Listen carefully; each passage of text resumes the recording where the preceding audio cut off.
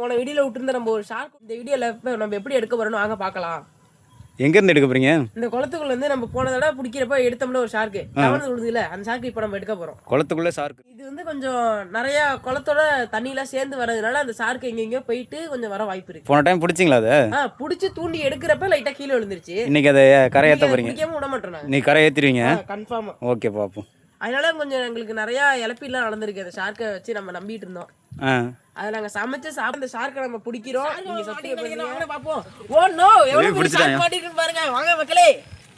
இது வரைக்கும் எவ்வளவு மீன் பிடிச்சிருக்கீங்க? மீன் பிடிச்சிருக்கோம். அந்த மீனை வீட்டுக்கு கொடுத்து அம்ச்சாச்சு ஃப்ரை பண்ண சொல்லி. இந்த மீனை பாருங்க, வெறும் நல்லா ஷார்க்கோட குட்டின்னு நினைக்கிறேன். இது எத்தனை கிலோ இருக்கும்? எனக்கு தெரிஞ்சு ஒரு 1 கிலோ இருக்கும், அவ்வளவுதான். எனக்கு ஒரு மீன் ஒரு வாங்கி. என்ன பெரிய மீன் பிடிச்சிட்டாரு. இருக்கிறதுலே பெரிய மீனா பிடிச்சி சிலேபின்னு சொல்லுவாங்க. பாப்போம், காட்டுங்க. இதான் நல்லா பாருங்க. கிட்ட கொண்டாறீங்க. சரி ஓகே. இல்ல இத கேடி நானும் ஒரு மீன் பிடிச்சிட்டேன். நாக்காம் குச்சே இல்லாம ஒரு மீன் பிடிச்சிட்டு வந்து செவு ஜிலேபி. சேப்பு ஜிலேபி. என்ன பாருங்க, இந்தாங்க.